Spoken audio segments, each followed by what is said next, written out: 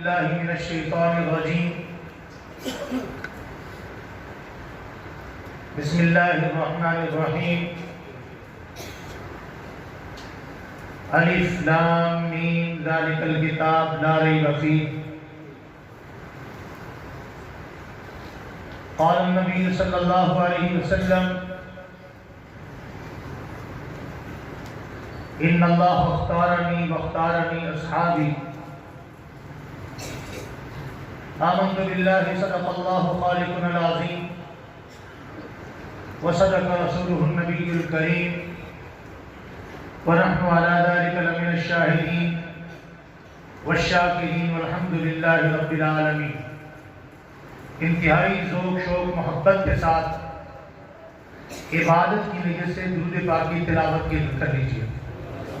اللہم صلی علی محمد وعلی آل محمد کما صلیت علی ابراہیم وعلى آل إبراهيم إنك حميد مجيد اللهم بارك على محمد وعلى آل محمد كما باركت على إبراهيم وعلى آل إبراهيم إنك حميد مجيد اللهم صل على روض محمد اللهم صل على بلد محمد اللهم صل على جسد محمد اللهم صل على أبناء محمد اللهم صل على بنات محمد اللهم صل على أصحاب محمد اللهم صل على اہل بیت محمد جزا اللہ عنا سیدنا و مولانا محمد ما هو اہلہ صلی اللہ علیہ وسلم۔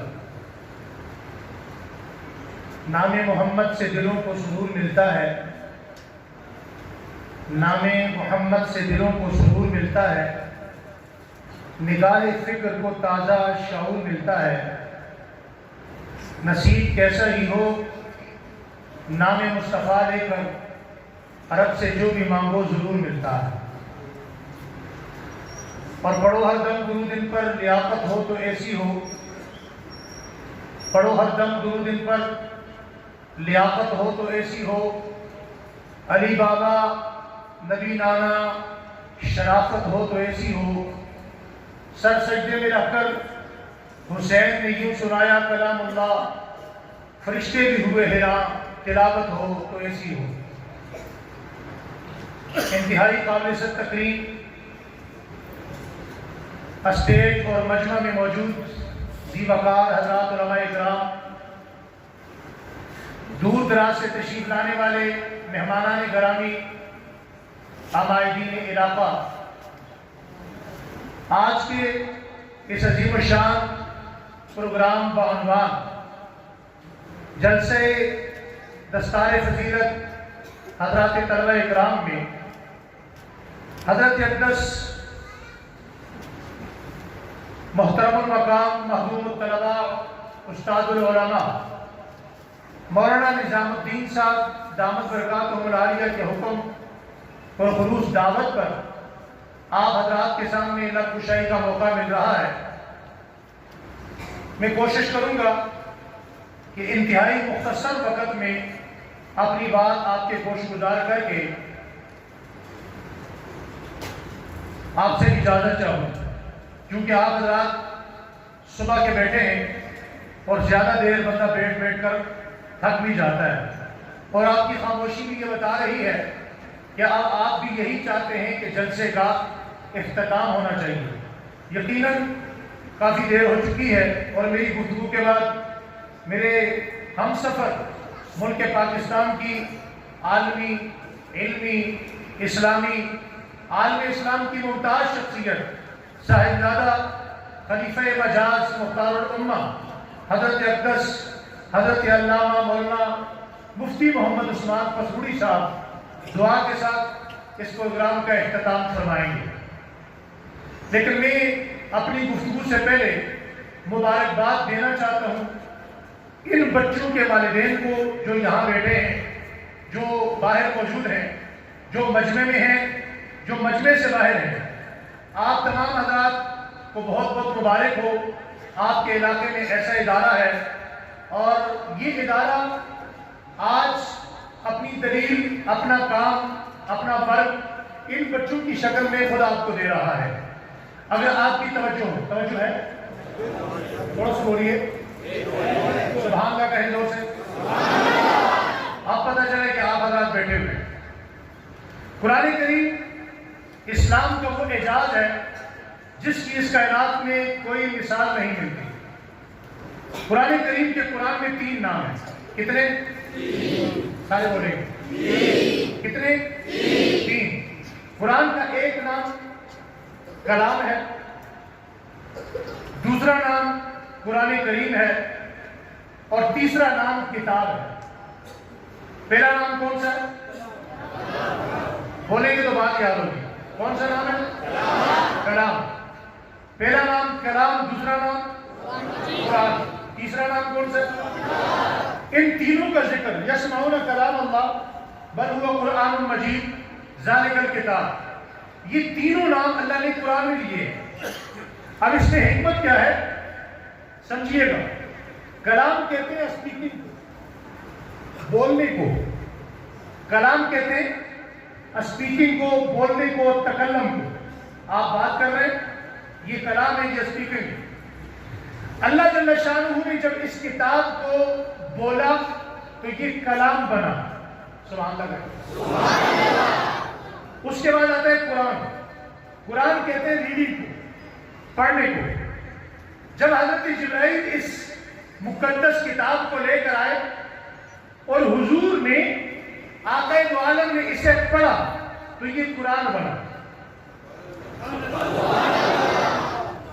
اس کے بعد تیسرا نام ہے کتاب، ذالک الکتاب۔ اب جب صحابہ اکرام نے اس کتاب کو لکھا تو یہ کتاب بنی۔ اللہ نے بولا تو کلام بنا، حضور نے پڑھا تو قرآن بنا، اور صحابہ پیغمبر نے اسے لکھا تو یہ کتاب بنی۔ میں نے آپ کے سامنے قرآن کریم میں سورہ فاتحہ کے بعد جو قرآن کریم کی سب سے بڑی سورت سورہ بقرہ ہے، اس کی پہلی آیت کی تلاوت کی ہے۔ اس پہلی آیت میں رب العالمین فرمانا کیا چاہتے ہیں؟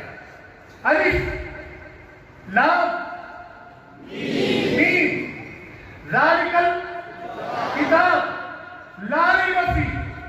پورے قرآن کریم میں علماء بیٹھے ہیں، سب کا اس بات پر اجماع ہے کہ حروف مقطعات کا کوئی ترجمہ نہیں ہے، یہ اللہ اور اس کے رسول کے درمیان راز و نیاز کی باتیں ہیں۔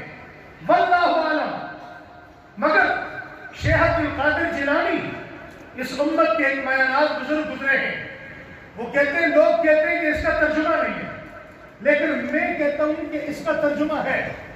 شیخ عبد القادر جیلانی سے کسی نے پوچھا حضرت الف لام میم کا آپ کیا ترجمہ کریں گے؟ کہتے ہیں یہاں اللہ نے 3 قسمیں کھائی ہیں، ایک قسم آپ کھاتے ہیں، ایک میں کھاتا ہوں، اس قسم پر بڑا یقین ہوتا ہے، لیکن ایک قسم کو منسوب کیا اللہ سے۔ اللہ قسم کیسے کھا رہے ہیں؟ کہا الف، الف سے اللہ کی الوہیت کی قسم، لام، لام سے جبرائیل کی قسم، میم، میم سے محمد مصطفیٰ کی قسم۔ یا اللہ آپ کہنا کیا چاہتے ہیں؟ اللہ کہتے ہیں مجھے میری الوہیت کی قسم، مجھے جبرائیل کے لانے کی قسم، مجھے محمد مصطفیٰ کے قلب اطہر کی قسم، بلکہ الفاظ بدل کی کہتا ہوں، میرے بھیجنے کی قسم، جبرائیل کے لے جانے کی قسم، اور محمد مصطفیٰ کے قلب اطہر پر نازل ہونے کی قسم۔ یہ وہ کتاب ہے جس کتاب میں کسی قسم کا کوئی شک شبہ نہیں ہے۔ دوسرا جملہ سمجھیے، اللہ نے اس قرآن کو نازل کرتے وقت یہاں یہ نہیں کہا ذالک الکلام، کہ اس کلام میں کوئی شک نہیں۔ پتہ تھا کہ لوگ اللہ کو مانیں گے، اللہ کی بات میں کوئی شک نہیں، اللہ کے متعلق لوگ اعتراض کر نہیں سکیں گے۔ دوسرا جملہ کیا تھا؟ قرآن۔ اللہ نے یہاں یہ نہیں کہا ذالک القرآن لا ریب فیہ، کیا فرمایا؟ ذالک پتہ تھا کہ محمد عربی پر انگلی اٹھانا بڑا مشکل کام ہے۔ اللہ نے کیا کہا؟ دیکھو یہ کلام میرا ہے، میں نے بولا، اس میں شک بولیے جن کا ایمان ہے وہ بولیں گے اس میں شک، یہ کلام میرا ہے، اس میں شک، میں نے نازل مصطفیٰ پہ کیا، جبرائیل نے جا کے بتایا، اس نے سارا پڑھا، اس میں بھی ریب فیہ، ذالک القرآن لا ریب فیہ، فرمایا نہیں، فرمایا ذالک الکتاب، یہ کتاب جو میرے صحابہ نے، یہ کتاب جو میرے یاروں نے، یہ کتاب جو میرے شاگردوں نے لکھی ہے، اس میں کسی قسم کا کوئی شک اور شک ہونا بھی نہیں چاہیے. قرآن کریم میں شک ہونا چاہیے. اب آتے ہیں اس کی طرف. یہ ایسی کتاب ہے کہ اس کے کسی ایک جملے میں شک، ایک آیت میں شک، ایک زبر میں شک، ایک پیش میں شک. الفاظ بدل کے کہتا ہوں، اگر آپ اس کے جملوں کو ملائیں تو کلمہ بنتا ہے، کلمے میں شک. کلمے کو ملائیں تو آیت بنتی ہے، آیت میں شک. آیات کو ملائیں تو رکوع بنتا ہے، رکوع میں شک. رکوع کو ملائیں تو ربع بنتا ہے، ربع میں شک. ربع کو ملائیں تو پارہ بنتا ہے، پارے میں شک. پارے کو ملائیں تو منزل بنتی ہے، منزل میں شک. اور منزل کو ملائیں تو یہ پورے 30 سپارے کی وہ کتاب ہے. یہ وہ کتاب ہے جو آج سے 1400 سال پہلے تھی، جو جبرائیل لائے تھے. رب نے جس پر کلام کیا تھا، حضور پر نازل ہوئی تھی، اصحاب محمد نے لکھا تھا، وہ پوری دنیا میں موجود ہے. یہ بچے 137 بچے بیٹھے ہیں، ان بچوں کے سینے میں محفوظ ہے. اس پوری کتاب میں کسی قسم کا کوئی شک شبہ نہیں. اور جو کرے اس میں شک، یہ ہمارے علماء کا اجماعی متفقہ فیصلہ ہے، جو کرے اس میں شک، اس کے مذہب میں شک، اس کے مسلک میں شک، اس کے مشرب میں، اس کے ایمان میں، آج اس کے ایمان میں، اس کی نماز میں، اس کے ایمان میں، اس کی صداقت میں، اس کی زبان میں، اس کے عقیدے میں آج شک پیدا ہو چکا ہے. میں قربان جاؤں، اللہ نے 2 چیزیں اس کائنات میں وہ بھیجی ہیں. ایک اللہ کی کتاب کلام اللہ ہے، اور دوسرا اس کتاب کو لکھنے والے صحابہ اکرام ہیں. جب بھی کسی نے انگلی قرآن کی طرف اٹھائی، رب نے اس کی شناخت ختم کر دی. اور جب بھی کسی کی انگلی اس کتاب کو لکھنے والے صحابہ کے لیے اٹھی ہے، اللہ نے اس کا ایمان ختم کر دیا. دوستوں، بزرگوں، بھائیوں، آج ضرورت اس بات کی ہے کہ ہم اس کلام کے کتنے وفادار ہیں، ہم اس کلام سے پیار کتنا کرتے ہیں. میں ایک جملہ کہہ کر اپنی بات کو اختتامی مراحل کی طرف بڑھانا چاہتا ہوں، آپ کا زیادہ وقت نہیں لینا چاہتا ہوں. اگر اس کتاب کی محبت آپ کے دل میں ذرہ برابر بھی ہے تو توجہ کیجیے گا.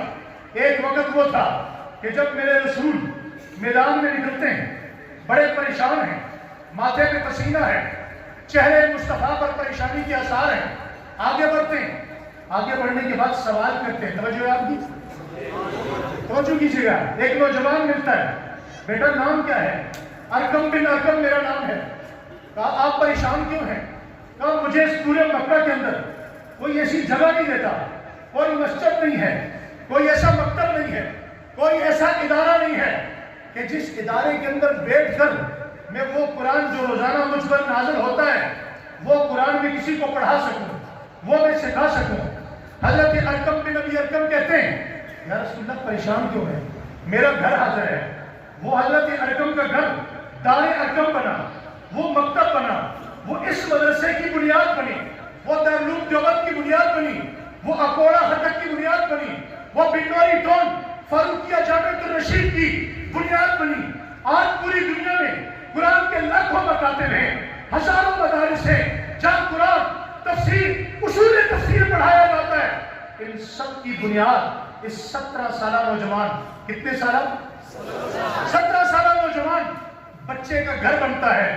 اور تاریخ گواہ ہے کہ جب رسول اللہ اس کے گھر میں داخل ہوئے تو یہ قرآن کا اعجاز تھا. کبھی ابو جہل کو بھی یہ جرأت نہ ہوئی کہ وہ حضرت ارقم کے گھر کی طرف انگلی اٹھاتا، ان کے گھر پر حملہ کرتا. مگر اگر آپ آج کی اس مجلس میں آپ سے عہد لینا چاہتا ہوں، میں عزم لینا چاہتا ہوں کہ آپ قرآن سے محبت کریں گے. اور قرآن سے محبت کرنے کا حق کیسے ادا ہوگا؟ جس طرح اس نوجوان نے اپنے گھر کو، اپنے آپ کو جب وقف کر دیا تو ایک موقع جا کر مدینہ منورہ میں آتا ہے. میرے مخاطب اس مجمع کے تمام نوجوان ہیں، اس مجمع کے تمام بوڑھے ہیں، اس مجمع میں ہر وہ بندہ جو ان بچوں میں سے کسی ایک کا باپ ہے، کسی کا چچا ہے، کسی کا ماموں ہے، کسی کا بھائی ہے. میرے مخاطب وہ ہیں.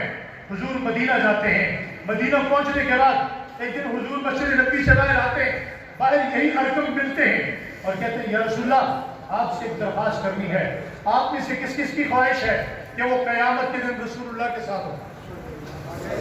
کس کس کی ہے؟ ہاتھ کھڑا کر کے آپ سارے یہ چاہتے ہیں نا کہ قیامت کے دن آج تو ہم دعا کرتے ہیں یا اللہ آپ تو آپ ہیں، آپ کے غلاموں ابو بکر کے قدموں میں جگہ مل جائے، عمر کے قدموں میں جگہ مل جائے، عثمان و علی کے قدموں میں جگہ مل جائے، لیکن میں آج کے اس مجمع میں آپ کو وہ عزت دینا چاہتا ہوں، وہ وظیفہ بتانا چاہتا ہوں، وہ تعبیر دینا چاہتا ہوں، وہ راہ دینا چاہتا ہوں، وہ دروازہ کھولنا چاہتا ہوں کہ جس میں اگر آج اس دنیا میں آپ عمل کر لیں تو قیامت کے دن آپ جس شخصیت کے ساتھ ہوگے، جس شخصیت کے قدموں میں آپ اپنے آپ کو پائیں گے، اس شخصیت کا نام محمد مصطفیٰ۔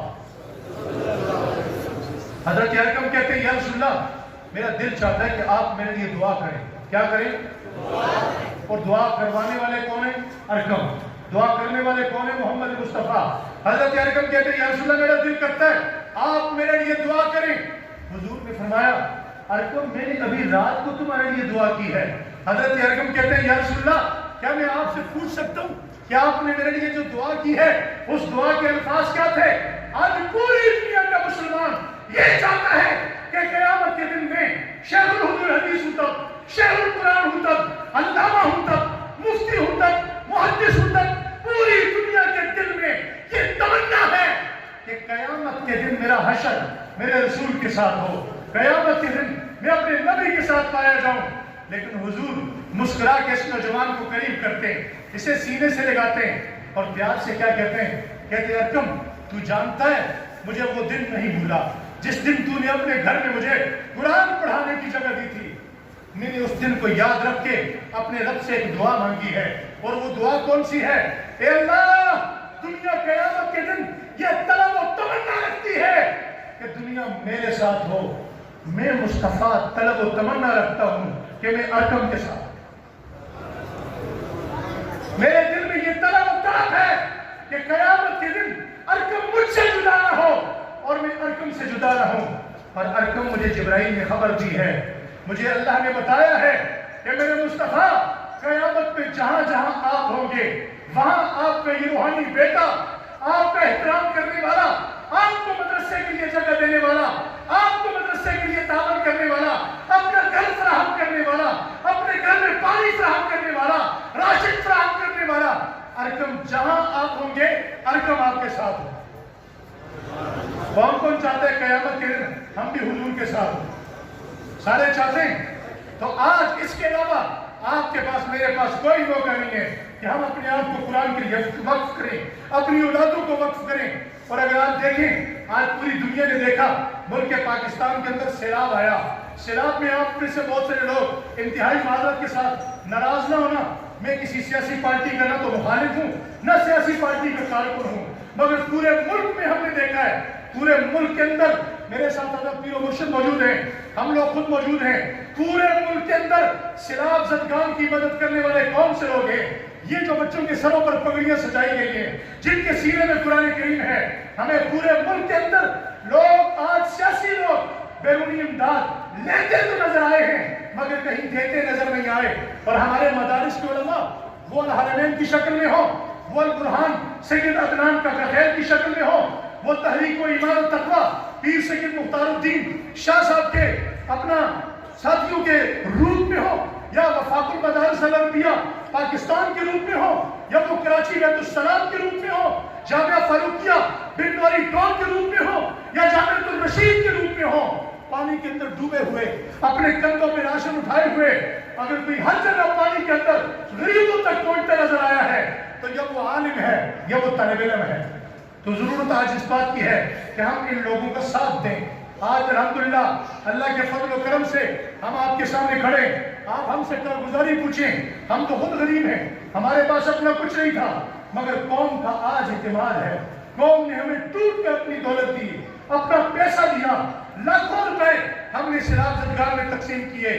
تو آپ کو یہ بات سمجھ آ جانی چاہیے کہ ہمارے مستقبل کے لیڈر، مستقبل کے ہیرو یہی بچے ہیں، اور یہ بچے جس طرح آج اپنے سروں پر دستار فضیلت سجائے، پگڑیاں سجائے، گلوں میں ہار پہنے، کرسیوں میں بیٹھے ہیں، میں اگر یہ بات یوں کہوں تو بالکل بجا ہوگی کہ منظر یہ دنیا کا نہیں، یہ قیامت کا منظر ہے، یہ قیامت کا منظر منظر ہے. رب کعبہ کی قسم آپ اور میں قیامت میں بھی نیچے بیٹھے ہوں گے, یہ کرسیوں پر بیٹھے ہوں گے. جس طرح آج ان کے چہرے کو دیکھ کر ہم بڑی حسرت سے دیکھ رہے ہیں, بڑی تمنا سے دیکھ رہے ہیں, بڑے پیار سے دیکھ رہے ہیں, یہ دھولا بنے بیٹھے ہیں. خدا کی قسم قرآن کریم کے یہ حفاظ طلبہ کل قیامت کے دن بھی اسی طرح سج دھج کے بیٹھے ہوں گے. اس دن بھی اگر آج سیلاب زدگان سے پانی سے نکالنے والے یہ علماء طلبہ ہیں تو رب کعبہ کی قسم کل جہنم کی ان وادیوں سے, جہنم کے اندھیروں سے بھی ہمیں بازو سے پکڑ کر نکالنے والے یہی علماء طلبہ ہوں. ساتھ دیں گے انشاءاللہ, ساتھ دیں گے. مولانا نظام الدین ولی صاحب کے ساتھ تعاون کریں گے, اس ادارے کے ساتھ بھرپور تعاون کریں گے. میری آخری گزارش ہے, آپ اہل دین ہیں اور آپ پختون ہیں, بڑے غیرت مند لوگ ہیں. پٹھان ویسی بڑے غیرت مند ہوتے ہیں. میں اکثر کہا کرتا ہوں کہ پٹھانوں سے دو چیزیں لے لی جائیں تو یہ جنتی قوم. کون سی قوم ہے؟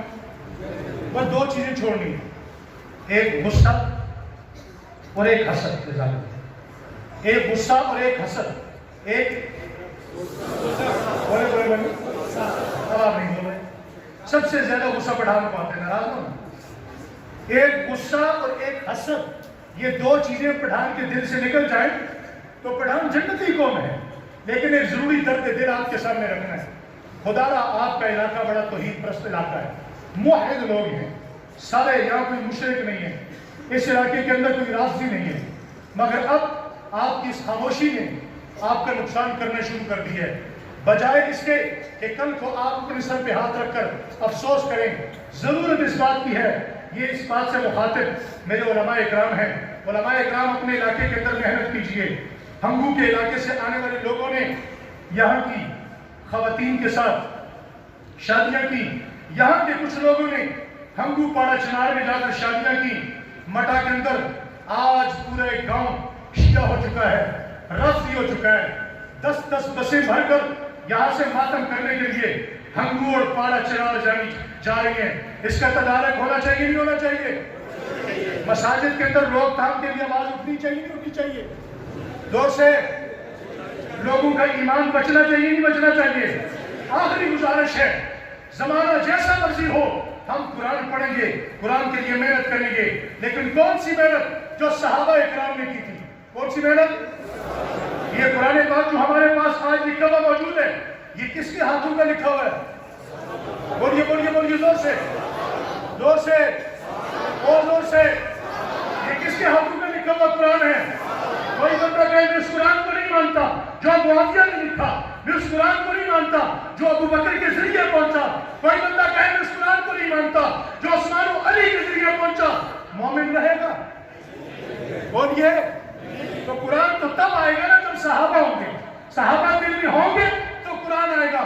ہم قرآن پڑھیں گے لیکن دنیا کے طریقے پہ نہیں, صحابہ کے طریقے پہ. کس کے طریقے پہ؟ زور سے کس کے طریقے پہ؟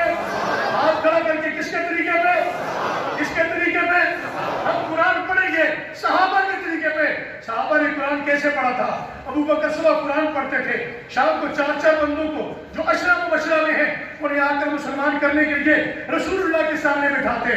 حضرت عمر قرآن پڑھتے تھے, قرآن پڑھتے ہوئے ایمان لائے, قرآن پڑھتے ہوئے مصلی میں جان دے دی. حضرت عثمان غنی کی کتنی خوبصورت زندگی ہے, ایمان لائے, قرآن سن کر زندگی گزاری, قاری قرآن بن کر, حکومت کی ناشر قرآن بن کر, اور دنیا سے گئے تو شہید قرآن بن کر. حضرت علی پورے دن میں ایک قرآن کریم پڑھا کرتے تھے, پوری رات میں ایک قرآن کریم پڑھا کرتے تھے. اور حضرت حسین تو ہمارے دلوں کا نور ہے, ہماری آنکھوں کا نور ہے, ہمارے دلوں کا سرور ہے. انہوں نے میدان کربلا میں جہاں شہادتیں ہو گئی, اہل بیت سارے کے سارے شہید ہو گئے, تو کسی نے حضرت حسین کو دیکھا کہ وہ سجدے میں سر رکھ کر کیا پڑھ رہے ہیں؟ قرآن. زور سے کیا پڑھ رہے ہیں؟ کیا پڑھ رہے ہیں؟ کسی نے پوچھا حسین آپ یہاں کربلا میں جہاں بھائی شہید, بیٹے شہید, چچا زاد بھائی شہید, اپنے سکے بھائی شہید, مسلم بن عقیل کی اولاد شہید, حضرت حسن کی اولاد شہید, آپ یہاں قرآن پڑھ رہے ہیں؟ تو حضرت حسین نے جو جواب دیا وہ تحفے کے طور پہ ساتھ لے کر جائیے گا اور دیکھیے گا آج میرے گھر میں قرآن کی کتنی ایک تلاوت ہوتی ہے. حضرت حسین نے کہا میرے نانا مصطفیٰ نے طائف کی وادی میں قرآن پڑھا ہے, میری نانی خدیجہ نے میرے نانا مصطفیٰ کی مرہم پٹی کرتے ہوئے قرآن پڑھا ہے، میرے ابا حضرت علی نے خیبر کے میدان میں قرآن پڑھا ہے، میری ماں فاطمہ نے چکی پیس کے قرآن پڑھا ہے، اور میرے بھائی حسن نے زیر کا خنجر کھا کے قرآن پڑھا ہے۔ آج مجھے حسین کو کیا ہوا کہ میں اپنے نانا کی، اپنی نانی خدیجہ کی، اپنے ابا علی کی، اپنی اماں فاطمہ کی، اپنے بھائی حسن کی سنت کو چھوڑ دوں؟ تو کسی شاعر نے کیا خوب کہا، پڑھو ہر دم درود ان پر لیاقت ہو تو ایسی ہو، پڑھو ہر دم درود ان پر لیاقت ہو تو علی بابا نبی نانا، شرافت ہو تو ایسی ہو۔ سب سجدے میں رکھ کر حسین نے ماتم نہیں کیا، چھریاں نہیں ماری، زنجیریں نہیں ماری، 40 پاک کے نام سے روڈوں پہ نہیں آئے، جلوس نہیں نکالے، سر سجدے میں رکھ کر حسین نے یوں سنایا کلام اللہ، فرشتے بھی ہوئے حیران، تلاوت ہو تو زندگی باقی، ملاقات باقی ہو۔